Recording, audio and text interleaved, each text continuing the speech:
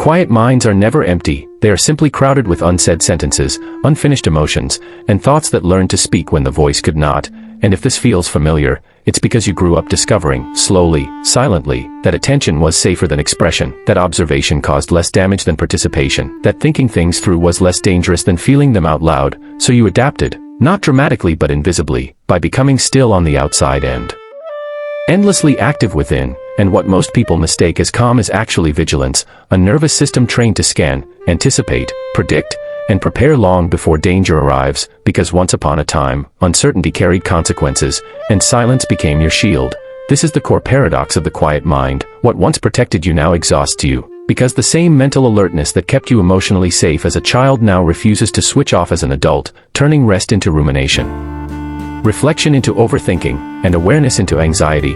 And psychology gives this pattern a name even if it rarely gives it compassion. Emotional neglect taught you to process alone. Hypervigilance wired your nervous system for constant monitoring. An overactive default mode network keeps your mind looping through memories and futures. An avoidant expression, often mistaken for introversion, redirected feeling into thought. So instead of reacting, you analyze. Instead of asking, you assume.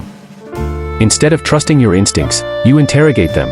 And this doesn't make you weak or broken, it makes you highly trained in survival, because when emotions weren't mirrored back to you, your mind stepped in to translate them. When unpredictability ruled the room, anticipation became safety, and when expression felt risky, silence became intelligence. But the cost of this adaptation is subtle and cumulative, because you didn't just lose moments of rest, you lost immediacy, spontaneity, and trust in your first impulse. You learned to postpone joy until it felt safe, to dilute your truth until it felt acceptable, to earn belonging through self-containment rather than authenticity.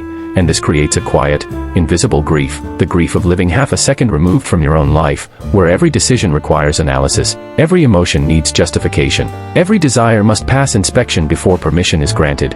And as Carl Jung warned, what you suppress does not disappear, it simply grows in the dark. So your feelings don't vanish, they become thoughts, they replay at night, they echo in conversations already finished, they appear as imagined outcomes and rehearsed responses. And Seneca was right when he said we suffer more in imagination than in reality. Except for the quiet mind, imagination once served as preparation, not suffering, until preparation became a prison, because the adult version of the quiet child still believes safety comes from thinking ahead, still believes rest must be earned, still believes expression requires certainty. And so you might notice the patterns. You overprepare for simple interactions, rehearse conversations that never happen, delay decisions because every choice feels exposed, attract emotionally expressive people while remaining the container rather than the participant, struggle with boundaries not because you don't feel discomfort but because honoring it once felt dangerous, tie your worth to competence and insight, believing that if you understand enough you won't be hurt. And none of these are flaws, they are coping mechanisms that worked when you needed them. But adaptations are not identities, and healing begins not by asking what is wrong with you but by asking what this protected you from, because awareness dissolves shame, and softness, rather than force, is what retrains a nervous system that learned survival too early. And this is where unlearning begins, not by silencing thought but by restoring balance, by teaching the mind it no longer needs to carry everything alone, by allowing the body to feel without explanation, by letting emotions move instead of looping, through inner child work that grants permission to speak imperfectly, through shadow work that meets the parts of you that learn to disappear and thanks them instead of erasing them, through nervous system regulation that teaches presence through safety rather than discipline, through choosing softness over survival in moments where perfection once felt required, letting words be unfinished, letting silence be rest instead of vigilance, because the quiet mind does not need to become louder to heal, it needs to become safer, safer to trust its first response, safer to feel without translating, safer to exist without constant monitoring.